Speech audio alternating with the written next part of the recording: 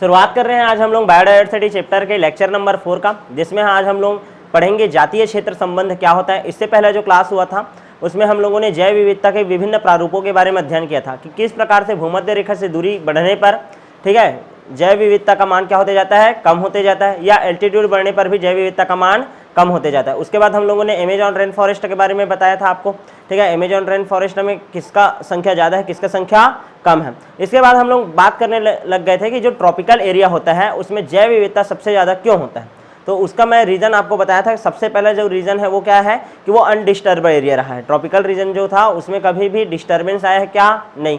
दूसरा बोला हूँ कि वो मौसमी परिवर्तन कम दिखाता है, सीजनल चेंजेस उसमें कम होते हैं। और तीसरा क्या बोला था कि उसको सौर ऊर्जा लगातार प्राप्ति होते रहता है। इन तीन कारणों से जो आपका उष्णकटिबंधीय क्षेत्र है वहाँ जैव विविधता का मान अर्थात जीवों की संख्या या प्रजातियों की संख्या की क्या पाई जाती है, भरपूर मात्रा पाई जाती है। यहाँ तक क्लियर हो गया था। अब उसके बाद हम लोग आज शुरुआत करने वाले हैं किसके बारे में, जातीय क्षेत्र संबंध के बारे में। एक वैज्ञानिक थे, ठीक है ना, जिनका नाम था क्या, वॉन हम्बोल्ट। क्या नाम था, वॉन हम्बोल्ट। वॉन हम्बोल्ट ये कहाँ के वैज्ञानिक थे, जर्मनी के। कहाँ के वैज्ञानिक थे, जर्मनी के। यहाँ तक क्लियर है कि नहीं, भूगोल शास्त्री थे जर्मनी के। और इन्होंने क्या किया, अमेरिका के जंगलों का अध्ययन किया। अमेरिका के जंगलों में गए, ठीक है ना, अमेरिका के जंगलों में जा करके, ध्यान से समझना, ठीक है, वहाँ अध्ययन किया और अध्ययन करके एक नया कॉन्सेप्ट दिया, जातीय क्षेत्र संबंध। किसके बारे में कॉन्सेप्ट दिया, जातीय क्षेत्र संबंध, species area relationship. Species area relationship, species area relationship. इनका कहना ये था, ध्यान से समझना, कि मैं आप लोगों को जैसे उदाहरण दिया था कि जैसे ये क्लासरूम है, इस क्लासरूम में कितने प्रकार के जातियाँ हैं। तो आप लोग क्या बोले कि हाँ, एक मनुष्य जाति है, एक यहाँ पर चींटी है, एक छिपकली है, समझ आ रहा है, एक आध चांटा होगा, एक आध मक्खी होगा, एक आध मच्छर होगा। कुल मिलाकर के 7, 8, 9 ऐसा जाति है। थोड़ा सा एरिया को बड़े करते हैं, ठीक है, थोड़ा सा और बाहर निकलोगे तो आपको चिड़िया चहकते हुए भी दिख जाएगा। थोड़ा दूर और आगे जाओगे तो आपको गाय भी दिख जाएगा, भैंस भी दिख जाएगा। और थोड़ा सा और बड़ा एरिया लो, पूरा महासमुंद एरिया लो, तो और बहुत सारे जीव दिखेंगे। मतलब जैसे जैसे हम लोग क्षेत्र को क्या करते जा रहे हैं, बढ़ाते जा रहे हैं, ठीक है, जैसे जैसे हम लोग एरिया को बढ़ाते जा रहे हैं, जातियों की संख्या भी क्या होती जाती है, बढ़ती जाती है। क्लियर है कि नहीं। और इसी को बोला उन्होंने क्या, स्पीसीज एरिया रिलेशनशिप। क्या बोला, स्पीसीज एरिया रिलेशनशिप। लेकिन हाँ, एक याद रखना, एक सीमा के बाद, ठीक ना, एक सीमा के बाद और यदि तुम एरिया बढ़ाओगे तो जातियों की संख्या क्या हो जाती है, स्थिर। उसके बाद वो बढ़ेगा क्या, नहीं। क्लियर है, यहाँ तक समझ आया कि नहीं, ठीक है। तो क्या बोल रहा है कि कुछ सीमा तक अन्वेषण, ध्यान देना, मान लो कोई तुम लोग जातियों का खोज कर रहे हो, जातियों का क्या कर रहे हैं, खोज कर रहे हैं, तो कुछ सीमा तक किसी क्षेत्र में अन्वेषण करने पर जातियों की आवृत्ति जो रहती है, मात्रा जो रहती है, लगातार क्या होती जाती है, बढ़ती जाती है। लेकिन एक निश्चित समय के बाद और जाति मिलना क्या हो जाता है, बंद। और इसी को समझाने के लिए उसने एक ग्राफ दिया, ठीक है ना, ग्राफ दिया, जिसको हम लोग क्या बोलते हैं, जातीय क्षेत्र संबंध ग्राफ। क्या बोलते हैं, जातीय क्षेत्र संबंध ग्राफ, जिसका फॉर्मूला होता है S = C(a)Z, ठीक है ना, जहां S है आपका क्या, स्पीसीज, जाति, स्पीसीज बोले तो क्या, जाति, ठीक है ना। A है आपका एरिया, क्षेत्र, क्षेत्र है, ठीक है ना। उसके बाद जो आपका C है वो है आपका इंटरसेप्ट, अंतःखंड है। क्या है, अंतःखंड है। Z क्या है, ढाल है। क्या है, ढाल है। क्लियर है कि नहीं। 4 चीज है, जहाँ पास S क्या है तुम्हारा, जाति है, A क्या है आपका एरिया है, C क्या है आपका अंतःखंड है, और J क्या है, रेखीय ढाल है। क्या है, रेखीय ढाल। यदि इसको मैं, ध्यान से समझना, इसका लॉग स्वरूप लेंगे तो क्या हो जाएगा, ये log ES, ये क्या हो जाएगा, log C, इंटू रहता है वो क्या हो जाता है, प्लस, जो घात रहता है वो सामने आ जाता है, Z log A। समझ आ रहा है कि नहीं। जहाँ ये C क्या है आपका अंतःखंड हो गया, क्या हो गया, अंतःखंड हो गया। ये log A क्या हो गया आपका, देखो ना, ध्यान समझना, y = mx + c वाला समीकरण होता है ना, m × x प्लस क्या हो गया, c। तो यहाँ पास देखो, ये m बोले तो ढाल, z क्या हो गया, ढाल। यहाँ पास x के जगह में क्या लिखोगे, log A, जो कि क्या है तुम्हारा एरिया है। क्या है, एरिया। समझ आ रहा है नहीं। तो इसका जब ग्राफ बनता है ना, ध्यान से समझना, इसका जब ग्राफ बनाओगे तो इस टाइप से बनेगा। ये ग्राफ है, ठीक है, अंतःखंड लेना है, y में क्या लेना है, s लेना है। क्या लेना है, s। जाति को लेना है जी, जाति को लेना है, log e s, ऐसा किया हमें। यहाँ पास किसको लेना है, log a को लेना है। किसको लोगे, log a को। यहाँ तक क्लियर है। इंटरसेप्ट में क्या लोगे, यहाँ पास इंटरसेप्ट बनाया अंतःखंड, ये क्या हो गया, log c, क्या हो गया, log c, और ये क्या है, ढलान z, क्या है, ढलान z। क्लियर है कि नहीं, ये बन गया आपका जातीय क्षेत्र संबंध का ग्राफ। क्लियर है, ये एक ग्राफ ये वाला है, और एक ग्राफ इसी को ही ऐसा समझाया कि कुछ सीमा तक बढ़ता है, तो ये मान लो आपका क्या है, जाति है, क्या है, जाति है, और ये क्या है, क्षेत्र। तो पहले लगातार ऐसे बढ़ेगा और एक टाइम के बाद क्या हो जाता है, ऐसा घटते जाता है। क्लियर है ना। तो एक ये वाला ग्राफ बना और एक ये वाला ग्राफ बना। यदि दोनों ग्राफ को मैं मिला दूं तो कैसे बन जाएगा, ये देखो, ये लॉग स्केल वाला ग्राफ है और ये वाला ग्राफ है। क्लियर है ना। तो ये वाला जो ग्राफ है as equal to C A Z, जब तक लॉग नहीं लिए थे, अब जैसे ही लॉग लिए तो ये इतना क्या है, अंतःखंड है, ये क्या है, जेड है, क्या है, जेड। अलग अलग क्षेत्र के लिए जेड का मान अलग अलग होता है। क्लियर है ना। एशिया महाद्वीप के लिए कुछ अलग होगा, ठीक है ना, एशिया महाद्वीप के लिए कुछ अलग होगा, ऑस्ट्रेलिया महाद्वीप के लिए कुछ अलग होगा। समझ आ रहा है कि नहीं। और इस ढाल का मान जितना ज़्यादा होता है उस क्षेत्र में जातीय समृद्धि उतनी ही ज़्यादा होती है। क्लियर है ना। इस ढाल का मान जितना ज़्यादा होता है, ध्यान समझना, इस ढाल का मान जितना ज़्यादा होता है कोई भी क्षेत्र में जातीय समृद्धि उतनी ही ज़्यादा होती है। क्लियर है। जेड का नॉर्मली जो मान आता है छोटे क्षेत्र के लिए, उसका मान आता है 0.1 से लेकर के कितना तक आता है, 1.2 तक। ये जो जेड निकाल रहे हो ना, जेड री ढाल, ढाल का मान कितना आता है, 0.1 से 1.2 तक आता है। कितना आता है, 1.2 तक मान। यहाँ तक क्लियर है कि नहीं। ठीक है। और ये छोटे समूह के लिए बोला हूँ, छोटा एरिया है ना उसके लिए बोला हूँ मैं, छोटे समूह के लिए। क्लियर है। लेकिन जब बड़े समूह के लिए बोलेंगे, मतलब बड़ा एरिया है, ठीक है ना, संपूर्ण पूरा महाद्वीप के लिए बोलूँगा, तो जेड का मान कितना आता है आपका, 0.6 से लेकर के 1.2 तक। कितना आता है, 0.6 से लेकर के 1.2 तक। क्लियर है। अच्छा, सबसे ज़्यादा बायोडाइवर्सिटी कहाँ मिलता है, उष्णकटिबंधीय क्षेत्र में।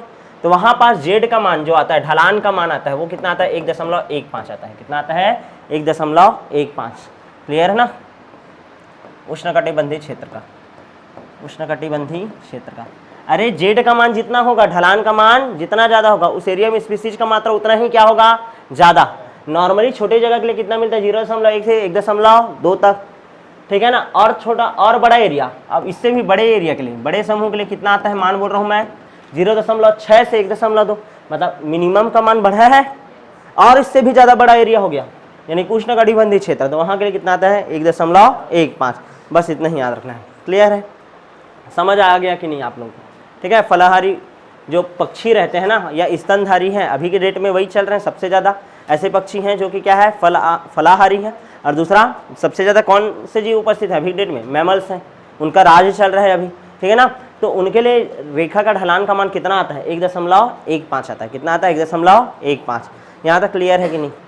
ठीक है। 3 पॉइंट याद रखना है बस। और ये स्पीसीज एरिया रिलेशनशिप क्या होता है, किसने दिया था, क्या हुआ था, ये सब देख लेना।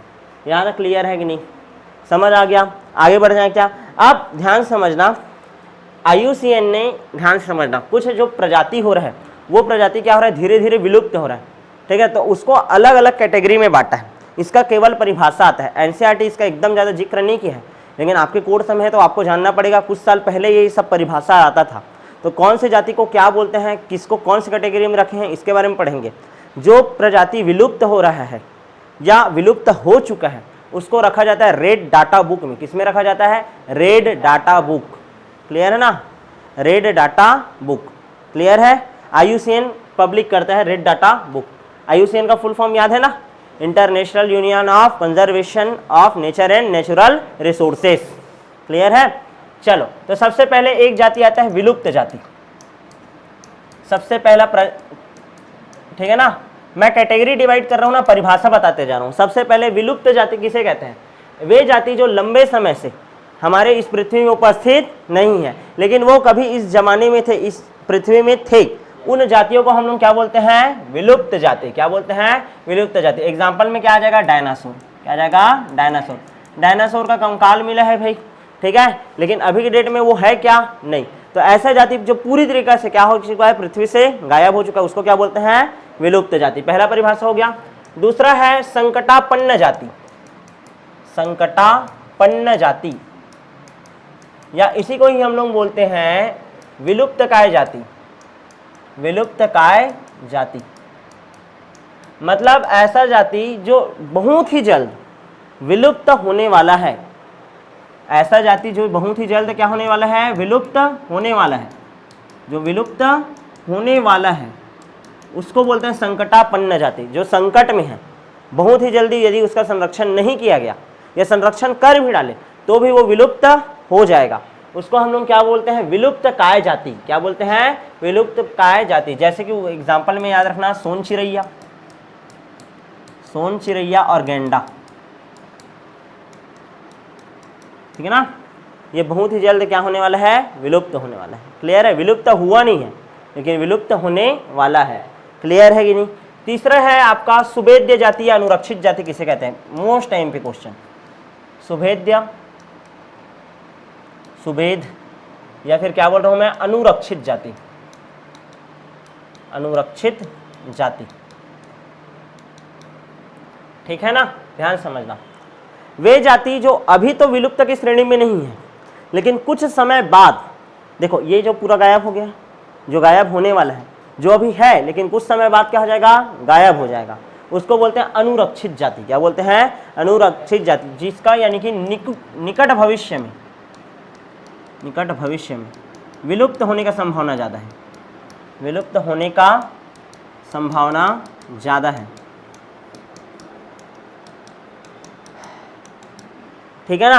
अभी तो विलुप्त के श्रेणी में नहीं है लेकिन बहुत ही जल्दी वो क्या होने वाला है, विलुप्त होने वाला है। क्लियर है ना, जिसका संख्या अपने क्षेत्र में लगातार क्या होते जा रहा है, कम होते जा रहा है, जिनका संख्या अपने क्षेत्र में क्या होते जा रहा है, कम, क्या होते जा रहा है, कम होते जा रहा है। एग्जाम्पल बताओ, एग्जाम्पल सबसे ज़्यादा चील दिखाई देता है क्या आप, ज़्यादा नहीं। गरुड़ दिखाई देता है क्या, नहीं। सबसे फेमस उदाहरण गिद्ध, तुम लोग देखे नहीं होंगे गिद्ध।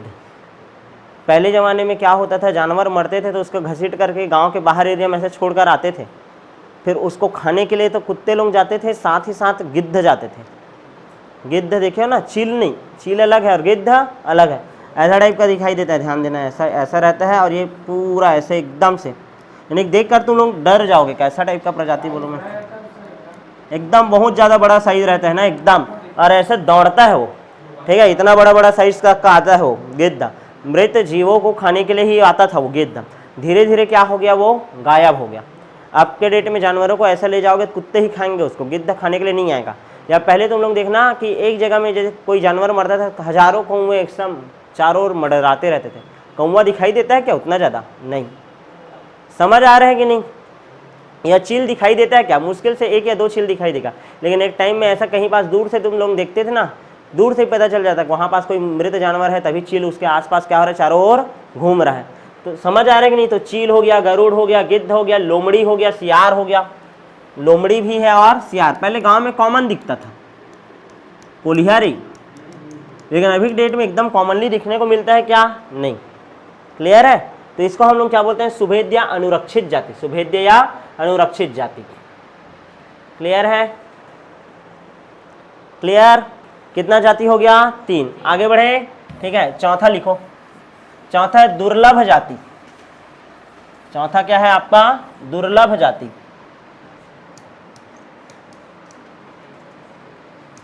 दुर्लभ जाति, ऐसे जाति जो कि कम संख्या में हो, ऐसे जाति जो कि क्या हो, कम संख्या में हो और विशिष्ट भौगोलिक क्षेत्र में ही पाए जाते हो, विशिष्ट भौगोलिक क्षेत्र में ही पाए जाते हो, क्षेत्र में ही पाए जाते हो। इंडिया में कोई भी जगह तुमको गेंडा नहीं दिखाई देगा, केवल और केवल असम में दिखाई देगा। कहाँ दिखाई देगा, असम में। तो और वो भी वहाँ संख्या में क्या है, कम है। तो एक प्रकार का वो कैसा जाति है, दुर्लभ जाति है। कैसा जाति है, दुर्लभ जाति है। क्लियर है कि नहीं। तो उदाहरण में लिख सकते हो असम का गेंडा, असम का गेंडा। और उदाहरण क्या लिख सकते हो तुम लोग, बांधवागढ़ के सफेद शेर, सफेद शेर, यानी वो हर जगह नहीं दिखाई देगा, एक विशेष भौगोलिक क्षेत्र में ही उपस्थित होता है। क्लियर है। तो उसको हम लोग क्या बोलते हैं, दुर्लभ जाति। क्या बोलते हैं, दुर्लभ जाति। यहां तक हो गया। तो सबसे पहले विलुप्त जाति, दूसरा विलुप्त काय जाति, तीसरा क्या था, सुभेद जाति। जो सबसे ज्यादा एमपी है कौन सा, सुभेद जाति, वही आता है पेपर में हर साल, ठीक है। और उसके बाद कौन सा आ गया आपका, दुर्लभ जाति। क्या आ गया? दुर्लभ जाति। आगे बढ़ जाए क्या? नेक्स्ट है अपर्याप्त ज्ञात जाति। अपर्याप्त ज्ञात जाति, बांधवागढ़ था, बांधवागढ़ के सफेद से, ठीक है। अपर्याप्त ज्ञात जाति मतलब ऐसा जाति जो संरक्षण के श्रेणी में रखा गया है लेकिन अभी उसका खोज हुआ नहीं है।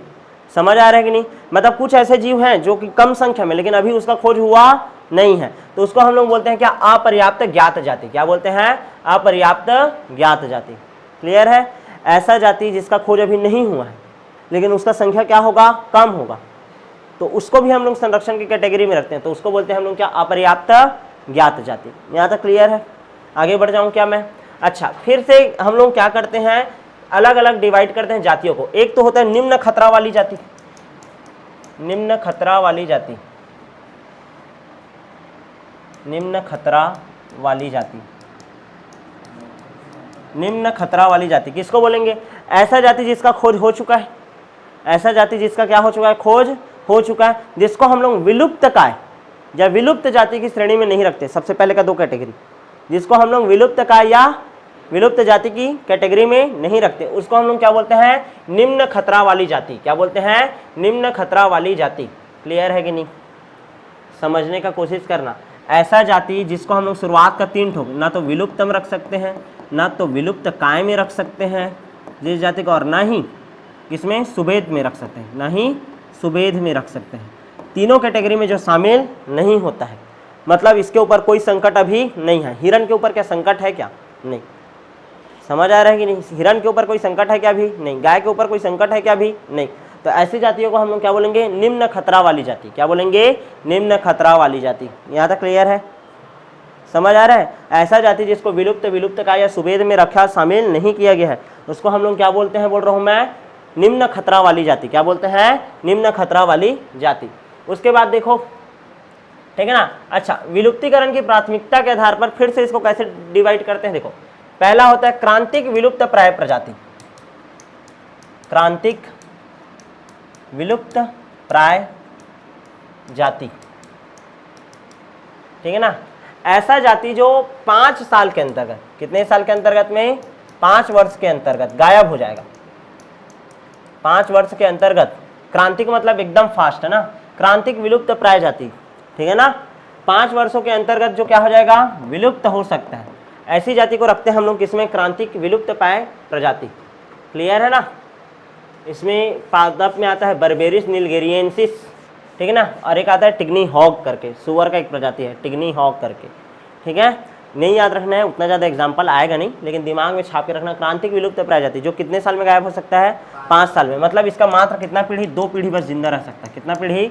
2 पीढ़ी। 2 पीढ़ी जैसे ही उसका गुजरेगा, इसका बेटा का बेटा, उसके बाद वो गायब हो सकता है। ऐसा टाइप का प्रजाति। दूसरा देखो, जो सबसे ज्यादा एमपी है, जो आता है, मतलब आता है संकटापन्न, संकटापन्न अभी पढ़े थे, या विलुप्त प्राय जाति। विलुप्त प्राय जाति जिसको ही हम लोग क्या बोले थे? सुभेद जाति। क्या बोले थे? सुभेद जाति। जो कितने वर्ष के अंतर्गत में गायब हो सकता है? 20 वर्षों के अंतर्गत विलुप्त हो सकता है। यानी कि लगभग कितना पीढ़ी? 10 पीढ़ी अभी उसका जिंदा रह सकता है। उसको हम लोग बोलते हैं क्या? संकटापन्न या विलुप्त जाति। क्या बोलते हैं? संकटापन्न या विलुप्त जाति। यहां तक क्लियर है? समझ आ गया? ठीक है, क्लियर है कि नहीं? देख लेना ना पूरा परिभाषा। उतना ज़्यादा एमपी नहीं है, सबसे ज़्यादा एमपी है क्या तुम्हारा? सुभेद या अनुरक्षित जाति, वही बस आता है, सुभेद या अनुरक्षित जाति। आगे बढ़ जाए। नेक्स्ट है आपका एंडेमिक स्पीसीज किसे कहते हैं? स्थानिक प्रजाति, स्थानिक प्रजाति या एंडेमिक स्पीसीज। एंडेमिक स्पीसीज किसे कहते हैं? ठीक है ना। एंडेमिक स्पीसीज कैसे किसे कहते हैं? वे जाति जो पूरे विश्व में कोई एक स्पेसिफिक एरिया में ही मिलता हो और उसके अलावा कहीं मिलता ना हो, तो उस जाति को ही हम लोग बोलते हैं क्या? Endemic species. क्या बोलते हैं? Endemic species. क्लियर है? और एक बार यदि वो उस जगह से गायब हो गया तो वो कहीं और मिलेगा क्या तुमको? नहीं। तो सबसे ज़्यादा ध्यान देना, सबसे ज़्यादा संरक्षण के ऊपर जोर दिया जाता है किसके ऊपर? एंडेमिक स्पीसीज के ऊपर। किसके ऊपर? एंडेमिक स्पीसीज के ऊपर। क्लियर है ना? किसी विशेष भौगोलिक क्षेत्र में ही पाए जाते हैं, किसी विशेष भौगोलिक क्षेत्र में ही पाए जाते हैं। एको अहम द्वितीयो नास्ति वाला, ठीक है। यदि वो नष्ट हो गया तो और उसका फोटोकॉपी तुमको मिलेगा क्या? नहीं। क्लियर है? तो ऐसे प्रजाति को हम लोग क्या बोलते हैं? Endemic species. क्लियर है ना? समझ आया कि नहीं? एग्जाम्पल के लिए तुम लोग को बता रहा हूँ मैं, ध्यान से समझना। भारत में लगभग, इंडिया में ना, इंडिया में सुनो, 5000 ऐसा पादप का प्रजाति है, 5000 ऐसा पादप का प्रजाति है जो केवल और केवल कहाँ पाया जाता है? इंडिया में। फिर विश्व में और कहीं पास पाया जाता नहीं है। वैसे ही उभयचर का जो पश्चिमी घाट में बताया था ना तुम लोग को कल, कि पश्चिमी घाट में उभयचर की संख्या क्या है? सबसे ज़्यादा। तो पश्चिमी घाट में जो पाए जाने वाले उभयचर हैं वो केवल और केवल कहाँ मिलते हैं? हमको भारत में ही मिलेंगे। कहाँ मिलेंगे? भारत में ही। क्लियर है ना? लगभग कितना उभयचर? 2/3 उभयचर। क्लियर है? अच्छा, इसके अलावा ध्यान से समझना, घड़ियाल है, पीपल है। घड़ियाल जान डाले ना, मगरमच्छ का भाई रे, घड़ियाल। एक होता है मगरमच्छ और एक होता है क्या? घड़ियाल। तो घड़ियाल और पीपल भी क्या है? एक एंडेमिक स्पीसीज है। हर कोई जगह में मिलेगा क्या? नहीं, एक विशेष स्थान में ही मिलता है। तो ऐसे प्रजाति जो कि विश्व में केवल और केवल किसी एक ही विशेष भौगोलिक स्थान में पाए जाते हैं और दूसरे स्थान पर पाए नहीं जाते, उसको हम लोग क्या बोलते हैं? Endemic species. क्या बोलते हैं? Endemic species. यहाँ तक क्लियर है कि नहीं? समझ आया कि नहीं? आगे बढ़ जाऊँ क्या मैं? ठीक है। अच्छा, भयातुर जाति किसे कहते हैं करके क्वेश्चन आता है। भयातुर जाति, भयातुर जाति किसे कहते हैं? मोस्ट टाइम पे क्वेश्चन बनता है ना। ऐसे जाति जिनको उपयुक्त आवास नहीं मिल पाता, रहने के लिए सही जगह उसको मिलता नहीं है, उस तो वो हमेशा क्या रहेगा? भय में रहेगा। ऐसा करके याद रखना। तो उसको हम लोग क्या बोलेंगे? भयातुर जाति। क्या बोलेंगे? भयातुर जाति। क्लियर है ना? क्योंकि उनको रहने का उपयुक्त आवास नहीं है तो उसको अच्छे तरीके से संरक्षित कर पाओगे क्या? नहीं। क्लियर है? उपयुक्त आवास नहीं रहने के कारण इसको हम लोग संरक्षित भी कर नहीं सकते। यहाँ तक क्लियर है कि नहीं? अच्छा, ध्यान से समझना, ठीक है। एक एग्जाम्पल याद रखना, ग्रीन बुक किसे कहते हैं करके आता है। एक तो रेड डाटा बुक बोला हूँ, अभी क्या बता रहा हूँ मैं? Green book. ग्रीन बुक क्या है? ध्यान से समझना, ठीक है। इस बुक में क्या किया है? वानस्पतिक उद्यान में उगाए गए दुर्लभ पौधों का वर्णन होता है, ठीक है ना। तुम लोग बॉटनिकल गार्डन में जिन दुर्लभ पौधों को उगाए हो, दुर्लभ पौधों को क्या किया हम लोग? उगाए हैं, पौधों की जानकारी होती है।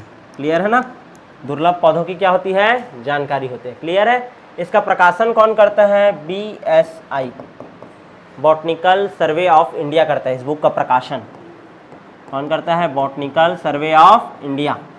बॉटनिकल सर्वे ऑफ इंडिया कौन सा बुक निकालता है? ग्रीन बुक, ठीक है ना, जिसमें बॉटनिकल गार्डन में उगाए गए दुर्लभ पौधों की क्या होती है? जानकारी।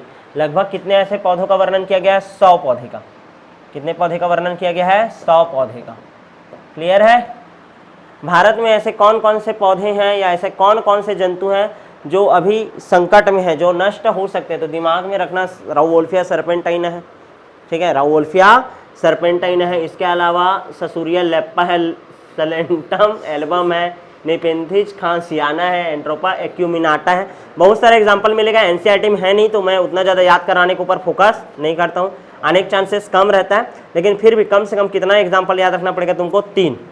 कितना? 3, ताकि बाई चांस 2 नंबर के क्वेश्चन में आ जाए या 1 नंबर के क्वेश्चन में आ जाए तो आपका छूटे नहीं। क्लियर है कि नहीं? पादप का कितना जाति याद रखना है? जो विलुप्त होने के कगार में है 3। वैसे ही जंतुओं में तो तुम लोग आसानी से बता सकते हो, गेंडा गायब होने वाला है, सफ़ेद बाघ भी क्या होने वाला है? गायब होने वाला है, ठीक है। उसके अलावा बाघ भी गायब होने वाला है। समझ आ रहा है ना? तभी तो संरक्षण की श्रेणी में उनको रखा जाता है, ठीक है। छत्तीसगढ़ में जो पाया जाने वाला वन भैंसा है, ठीक है, वो भी गायब होने वाला है। उसका मात्र 1 या 2 ही संख्या बस बचा है छत्तीसगढ़ में, उसका प्रॉपर संख्या नहीं है। हाँ, याद रखना। यहाँ तक क्लियर है कि नहीं? चीतल है, ठीक है। भारतीय सिंह है जो कि केवल और केवल कहाँ पाया जाता है? गिर के जंगलों में पाया जाता है। सिंह है ना, सिर पे सवार होके आजा शेरा वाली, है वो वाला सिंह, ऐसा झब्बूदार। बाघ अलग है, सिंह अलग है, शेर अलग है। समझ आ रहा है ना? चीता अलग है, तेंदुआ अलग है। समझ आ रहा है? सब अलग अलग है ना? तुमको पता है कि नहीं? यहाँ तक क्लियर है? यहाँ तक समझ आ गया कि नहीं? अच्छा, यहाँ तक क्लियर है? यहाँ तक क्लियर है कि नहीं? अब क्या हो रहा है, बहुत सारा जैव, अब हमारा जो टॉपिक है, ठीक है, अब हम लोग बात कर चुके हैं किसके बारे में, जातीय क्षेत्र के संबंध के बारे में, दूसरा कितने प्रकार के अलग अलग जातियां हैं उनको डिवाइड किया गया है। अब बात करते हैं कि जैव विविधता का क्षति हो रहा है तो उसका क्या क्या कारण है। जैव विविधता के क्षति के कारण मोस्ट टाइम पे क्वेश्चन बनता है 3 नंबर या 4 नंबर का। जैव विविधता के कितने क्षति के कितने कारण हैं, ठीक है ना। तो सबसे पहला क्षति का कारण तो खुद है क्या, मानवीय क्रियाकलाप। क्या है, मानवीय क्रियाकलाप। जहां मानव इंटरफेयर करेगा वहां जैव विविधता का क्या हो रहा है, क्षति हो रहा है। क्लियर है ना। IUCN ने 2004 में रेड डाटा बुक प्रकाशित किया था, ठीक है ना, जिसमें 500 वर्ष में कितना प्रजाति खत्म हो चुका है, बोलते हैं 784। 500 सालों में, 500 वर्षों में कितना जाति विलुप्त हो चुका है, 784 प्रजाति क्या हो चुका है, विलुप्त हो चुका है। कौन से सन में प्रकाशित किया था, सन 2004 में। किसने, IUCN ने। क्या प्रकाशित किया था, red data list. Red data list. Red data list में ऐसे प्रजाति जो कि क्या हो चुके हैं, विलुप्त हो चुके हैं, उनके बारे में जानकारी रहता है या विलुप्त होने वाले हैं। तो उसके अनुसार 2004 में रेड डाटा लिस्ट निकाला था, तो वो बोला था कि पिछले 500 सालों में, पिछले 500 सालों में कितना प्रजाति विलुप्त हो चुका है, 784। कितना प्रजाति विलुप्त हो चुका है, 784। दिमाग में छाप के रखना, कितना, 784। जिसमें 784 में से ना, लगभग 784 में से सबसे ज्यादा किनका संख्या, अकशेरुकी का। किसका संख्या है सबसे ज्यादा, अकशेरुकी का है ना। उसके बाद किसका संख्या, कशेरुकी का है। किसका है, कशेरुकी का। और उसके बाद किसका संख्या आता है आपका, पादप का। किसका, पादप का। तो सबसे ज्यादा किसका प्रजाति गायब हुआ है करके पूछेगा तो अकशेरुकी का गायब हुआ है। किसका गायब हुआ है, अकशेरुकी का। क्लियर है। 784 है ना, इसको याद रख सकते हो। लगभग 386 कितना गायब हो गया है, लगभग 386। ये गायब हुआ है लगभग 338, ठीक है ना। और ये लगभग कितना पादप गायब हुआ है, 84। संख्या नहीं पूछता है, कभी भी संख्या पूछता है क्या, नहीं। तुमको याद रखना है कि अकशेरुकी सबसे ज्यादा गायब हुआ है। अकशेरुकी में कौन आता है, इंसेक्टा। इंसेक्टा आता है ना, कल ही बताया था रे। हर 10 जानवरों में से 60 ठो क्या है, कीड़े हैं। क्या है, कीड़े हैं। तो सबसे ज्यादा किनका संख्या गायब हुआ होगा, उन्हीं का ना, ठीक है ना। तो अकशेरुकी की संख्या सबसे ज्यादा गायब हुआ है। खिलाड़ी 784 है ना, खिलाड़ी 786 करके याद रखना। 84 को 86 याद हो जाएगा। अब ध्यान देना ना, 84 है ना, ये देखो 784 है, 84 के करीब क्या है तुम्हारा, 86। क्या है, 86। ऐसे करके याद रखना। 300 वाला है और ये भी है ऐसा, तो ऐसे करके याद रखना। और इसका संख्या कम कर देना, और इसका संख्या कितना है, 84। 84 या 87। 100 बात का एक बात, संख्या सबसे ज्यादा गायब किसका हुआ है, अकशेरुकी का, उसके बाद कशेरुकी का, और उसके बाद संख्या किसका गायब हुआ है, पादप का। ऐसा कौन कौन से स्पीसीज है जो गायब हो चुका है, कौन कौन से देशों से, तो उसका नाम याद रखना है आपको। क्या याद रखना है, नाम। तो सबसे पहले तो याद रखना, ये हो गया क्या, ठीक है। IUCN ने क्या निकाला था, रेड डाटा लिस्ट। कौन से सन में निकाला था, सन 2004 में। कितना प्रजाति गायब हो चुका है उसके अनुसार, 784। सबसे ज्यादा कौन गायब हुआ है, अकशेरुकी, उसके बाद कशेरुकी, उसके बाद पादप। हो गया, यहां तक क्लियर है। उसके बाद देखो ना, कौन कौन सा प्रजाति गायब हो चुका है। सबसे पहले जो एक प्रजाति है डोडो करके, क्या नाम से है, डोडो। ये डोडो क्या है, ध्यान समझना। जैसे बदक दिखाई देता ना, वैसी ही एक प्रजाति है, बदक के जैसे ही दिखाई देता था, क्या, डोडो। जो कहाँ मिलता था आपका, मॉरिशस में। कहाँ मिलता था, मॉरिशस में।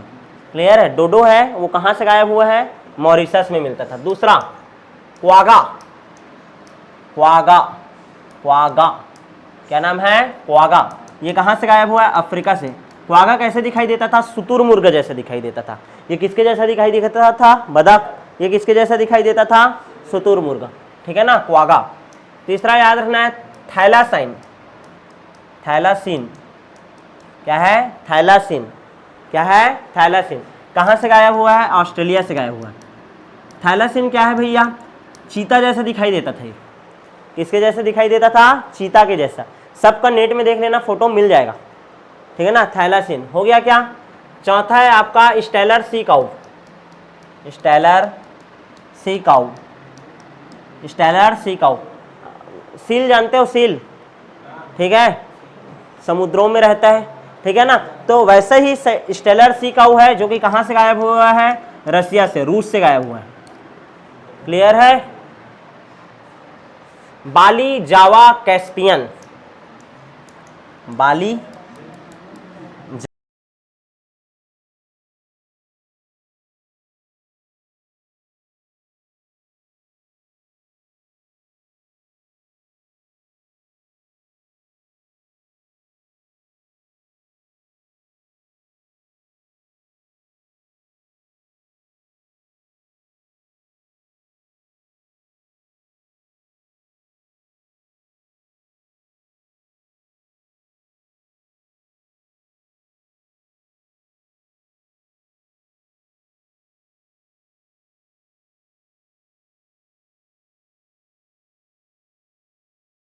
सत्ताईस जाति विलुप्त हो गया है। कितना ज्यादा तेजी से बढ़ रहा है, वो 500 साल में 784 कर रहा है, और ये मात्र 20 साल में कितना जाति विलुप्त हो रहा है आप, 27 जाति। क्लियर है ना, जिसमें सबसे ज्यादा मात्रा में उभयचर गायब हो रहा है। उभयचर सर्वाधिक मात्रा में विलुप्त हो रहे हैं। उभयचर सर्वाधिक मात्रा में क्या हो रहे हैं, विलुप्त।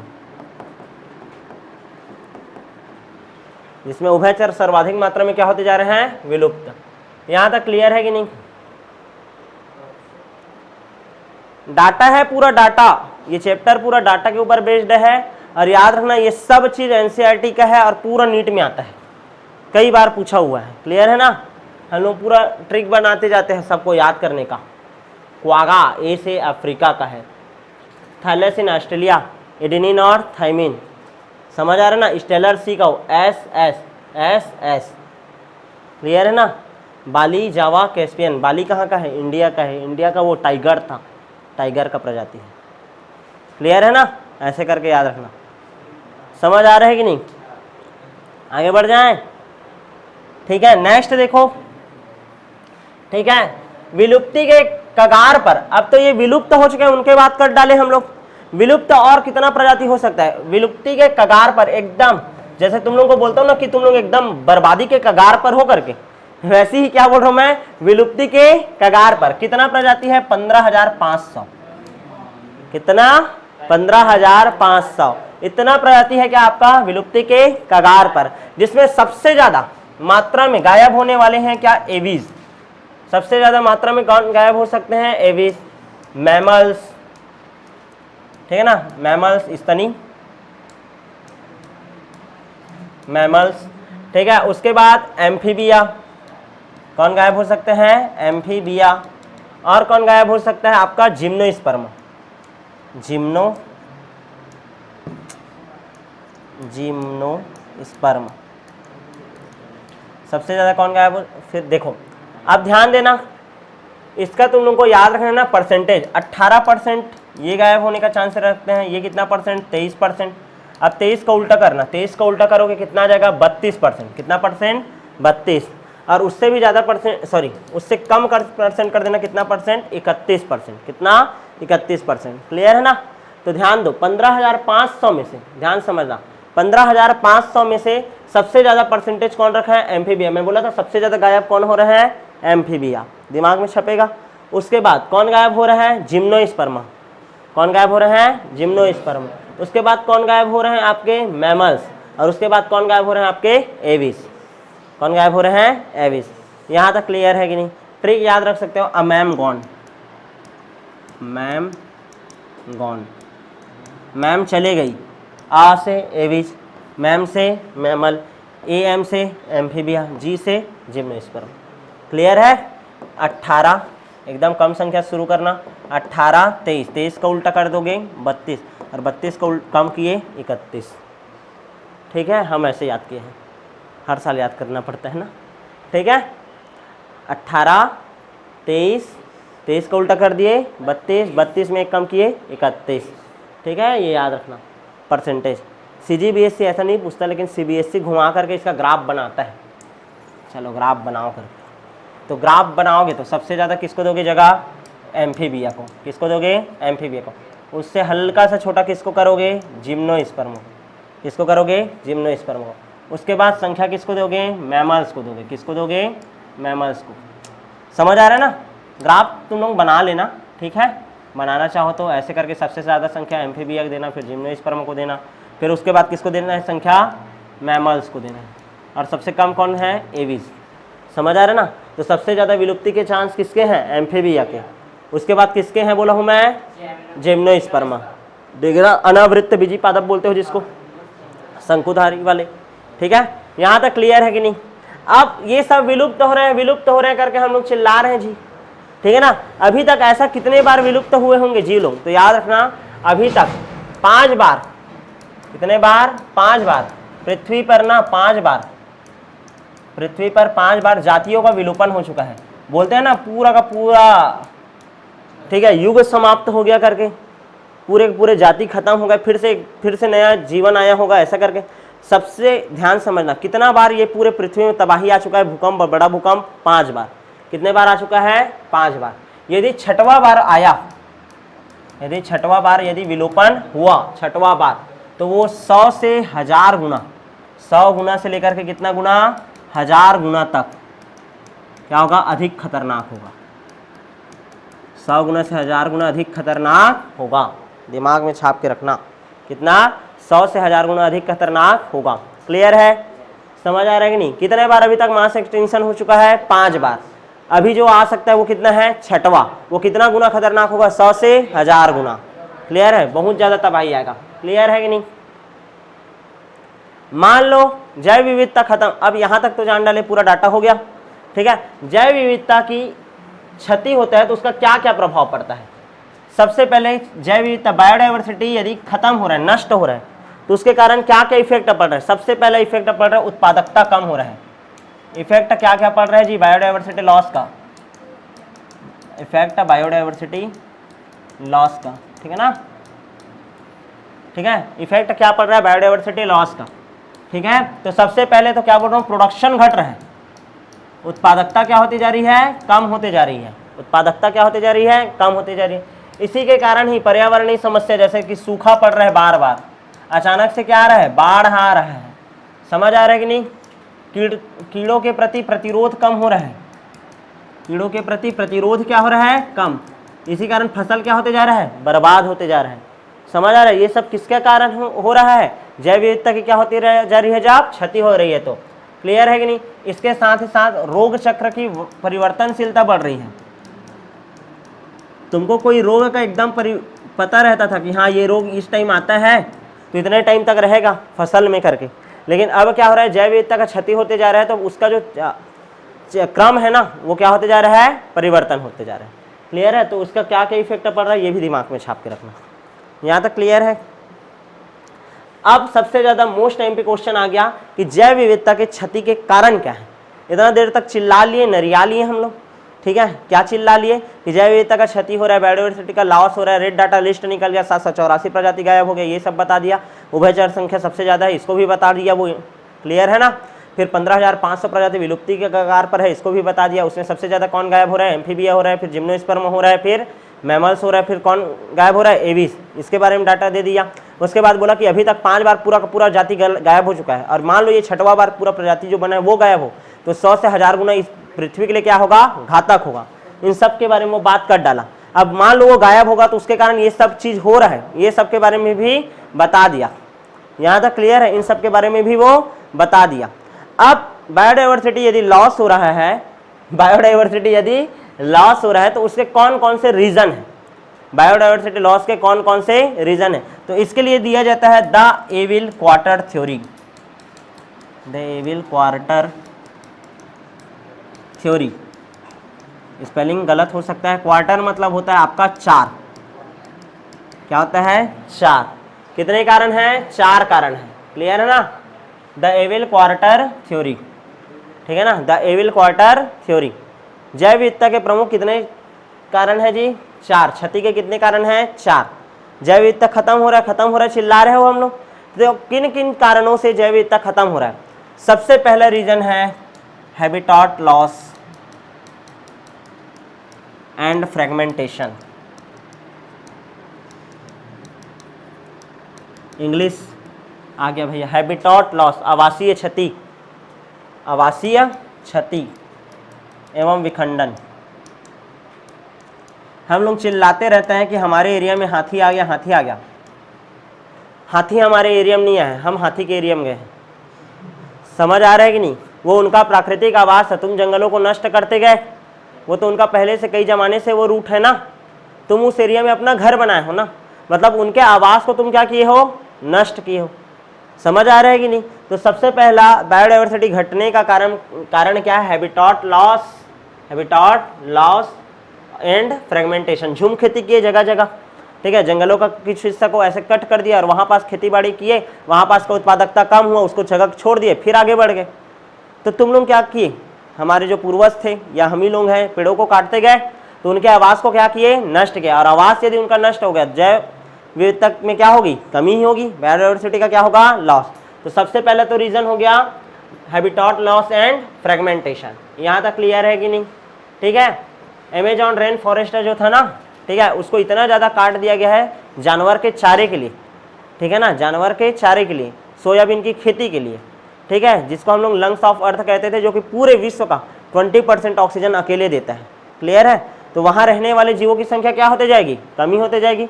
उष्णकटिबंधीय वनों का क्षेत्र भी क्या होते जा रहा है, कम होते जा रहा है, ठीक है, जो कि पहले 14% थे, वो घट करके कितना परसेंट हो गए, मात्र 6%। कितने परसेंट हो गए हैं, 6%।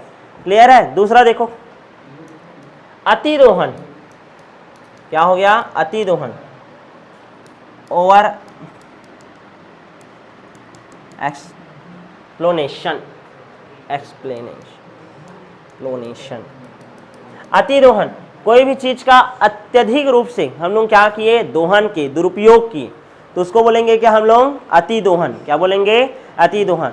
स्टेलर सी काऊ का शिकार कर करके खत्म कर दिए, ठीक है, राजा महाराजा लोग बाघों का शिकार कर करके उसको क्या कर दिए, खत्म कर दिए। समझ आ रहा है कि नहीं?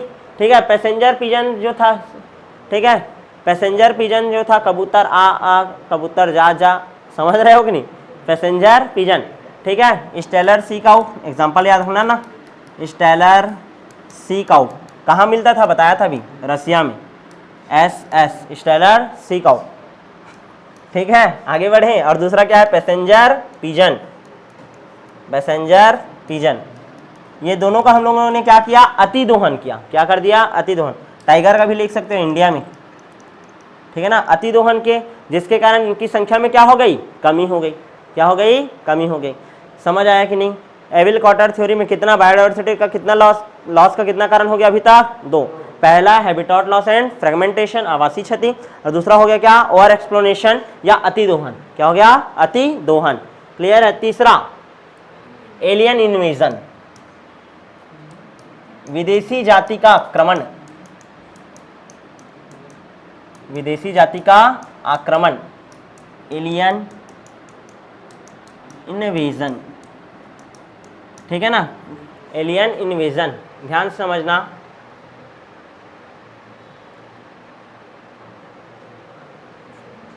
विदेशी जाति का आक्रमण क्या होता है, ध्यान से समझना जी, ठीक है। अफ्रीका में एक झील था जिसका नाम था विक्टोरिया झील। कौन सा झील है, विक्टोरिया झील। कहाँ का है ये, अफ्रीका का है। कहाँ का है, अफ्रीका का। यहाँ तक क्लियर है? और इस झील में मिलता था कौन सा प्रजाति, चिचलिड करके, चिचलिड करके एक फिश मिलता था, ठीक है ना, चिचलिड फिश करके बोलते हैं। क्लियर है? जब नील नदी का दूसरे मछली को यहाँ डाल दिया गया, कहाँ का, नील नदी का जो नील पर्च था, नील पर्च मछली को हम लोग जैसे ही हम लोग क्या किए, इसके अंदर इन्वेजन किए, बाहरी जाति आएगा, बाहर का ये प्रजाति, और यहाँ के रहने वाले प्रजाति को क्या कर दिया, 200 जातियों को इसका क्या कर दिया, नष्ट कर दिया। 200 जाति को क्या कर दिया, इसका नष्ट। तो विदेशी जाति के कारण यहाँ का बायोडाइवर्सिटी क्या हुआ, खत्म हो गया। समझ आ रहा है कि नहीं? जैसे कि क्या होता है, बाहर के लोग आकर के यहाँ रोजगार पा रहे हैं, तो यहाँ के लोग को रोजगार मिल पा रहा है क्या, नहीं, ऐसा वाला कॉन्सेप्ट देते हैं ना। तो सेम टू सेम वही है कि विदेशी जाति का आक्रमण, एलियन इन्वेजन, एलियन इन्वेजन, इसके कारण भी बायोडाइवर्सिटी का क्या हो रहा है, लॉस होते जा रहा है। यहाँ तक क्लियर है कि नहीं? चौथा कारण सबसे ज़्यादा लास्ट है भाई, ठीक है, लास्ट। यहाँ तक हो गया कि नहीं? और उदाहरण याद रख सकते हो कि जो गाजर घास है, ठीक है, और क्या है, एक तुम लोग पढ़े थे, बंगाल का आतंक, आइकोर्निया क्रेसिपिज, ठीक है ना, जलकुंभी जो था, वाटर हाइसिंथ, ठीक है, वो भी क्या किया था, जैसे ही हम लोग उसको क्या इन्वेस्ट करवाए, पानी में डाले, वो पूरे मछलियों को क्या करने लग गए, नष्ट करने लग गया। तो वो भी उदाहरण हो सकता है विदेशी जाति का प्रवेश कराए तो। वैसे ही अफ्रीकन जो कैटफिश है, ठीक है, वो गंगा नदी का जो डॉल्फिन मछली था उसको क्या कर दिया, नष्ट कर दिया। क्लियर है, एग्जाम्पल तुम लोग को मिल जाएगा। यहां तक क्लियर है क्या? चौथा देखो, सहविलुप्तता। सहविलुप्तता, ठीक है ना। सहविलुप्तता में उदाहरण देता हूं मैं अंजीर का। अंजीर एवं बर, बर, बर ये कीड़ा है, कीड़ा, वाष्प बोलते हैं इसको। क्या बोलते हैं? वाष्प। इसको क्या बोलते हैं? फिग एंड वाष्प। ठीक है, ध्यान से देखना तुम लोग, अंजीर को देखना या फिर बरगद को देखना। बरगद का जो फल रहता है उसके अंदर में ध्यान देना, उसके अंदर में क्या रहता है, ये जो वाष्प रहता है, कीड़ा रहता है छोटा छोटा, वो अपना क्या दिया रहता है, अंडा दिया रहता है। क्लियर है, वो जो अंडा रहता है उसको रहने के लिए उसमें क्या मिलता है, जगह और भोजन मिलते हैं, और बदले में इसको क्या मिलता है जी, इसका परागण हो पाता है। क्या हो पाता है? परागण हो पाता है। यानी दोनों एक दूसरे के ऊपर क्या है, निर्भर है, मतलब सहजीवी संबंध दिखाते हैं। मान लो मैं अंजीर को गायब कर दूं तो ये नष्ट होगा। और इसके साथ ही साथ याद रखना, ट्रॉपिकल रेन फॉरेस्ट में सबसे ज्यादा जब फुल पानी बरसात होता है ना, तो जितने भी जीव रहते हैं वो किसको खा करके जिंदा रहते हैं, अंजीर को, शाकाहारी जंतु। और शाकाहारी जंतुओं को कौन खाते हैं, मांसाहारी। तो मान लो ये एक मात्र गायब हुआ, इस पेड़ को यदि मैं हटा दूं, समझ आ रहा है कि नहीं, तो पूरा का पूरा जंगल का इकोसिस्टम हिल जाएगा, पूरा बायोडाइवर्सिटी क्या हो जाएगा, गायब हो जाएगा। इसको बोलते हैं की स्टोन स्पीसीज। क्या बोलते हैं? की स्टोन स्पीसीज, की स्टोन स्पीसीज, की स्टोन स्पीसीज। ऐसा जाति जिसके ऊपर अन्य सभी जाति क्या करते हैं, निर्भर करते हैं। और यदि वो जाति विलुप्त हो जाए तो अन्य सभी जाति भी क्या हो सकते हैं, विलुप्त हो सकते हैं। तो साथ साथ विलुप्त हो रहे हैं, तो इसी को बोलते हैं क्या हम लोग, सहविलुप्तता। क्या बोलते हैं? सहविलुप्तता। क्लियर है कि नहीं? तो बताओ जी, बायोडाइवर्सिटी लॉस के कितने कारण टोटल? 4। मेनली कितने कारण? 4। पहले जमाने में एक साइकिल आता था हॉक का करके, हॉक का एकदम ऐसे करके झुक कर चलाते थे, मैं चलाता था, याद है? हाँ, तो वैसे याद रखना है, HOAK, हॉक। ट्रिक क्या याद रखना है? Hawk. Habitat loss and fragmentation, S से habitat loss and fragmentation, O से ओवर एक्सप्लोनेशन, अतिदोहन, तीसरा ए से एलियन इन्वेजन, और चौथा सी से को एक्सटिंक्ट, को एक्सटिंक्ट, को सह एक्सटिंक्ट। ठीक है, सहविलुप्तता। क्या है? सहविलुप्तता। इंग्लिश नाम याद इस कारण करना पड़ता है, ध्यान से देखो, सबसे ज्यादा प्रमुख कारक ये 4 में से सबसे ज्यादा जानवर किसके कारण गायब होगा करके आएगा, पहला याद रखना, हैबिटाट लॉस होगा, उसके कारण ज्यादा गायब होगा। क्लियर है ना? बायोडाइवर्सिटी कम होने का सबसे प्रमुख रीजन क्या है, habitat loss and fragmentation. Clear है? ऐसे करके ये चारों को याद रखना। इसके अलावा अन्य सब कारण तुम लोग फेंक फेंक कर भी लिख सकते हो। बहुत सारे रोग फैलते रहते हैं, उसके कारण भी बायोडाइवर्सिटी क्या होते जा रहा है, कम होते जा रहा है। जंगल में आग लग गया, जंगल में आग लग गया, दावाग्नि बोलते हो जिसको, उसके कारण भी क्या हो रहा है, बहुत सारे प्रजाति क्या पता नष्ट हो गया होगा। ठीक है, शिकार कर रहे हैं, पोचिंग बोलते हैं जिसको, पोचिंग करना, पोचिंग, पोचिंग, ठीक है ना, पोचर रहते हैं ना, शिकारी को बोलते हैं पोचर, पोचिंग करना, पोचिंग के कारण भी क्या हुआ, बहुत सारा लॉस हुआ है। तो इस तरीके से आज हम लोगों ने स्पीसीज एरिया रिलेशनशिप क्या होता है, कौन कौन सी संकटापन्न जाति है, कितने प्रजाति विलुप्त हो चुके हैं, और बायोडाइवर्सिटी का लॉस का क्या क्या रीजन है, इसके बारे में पढ़ा। जो नेक्स्ट क्लास होगा उसमें इस चैप्टर का अंत होगा। मिलते हैं आप नेक्स्ट क्लास में। जावा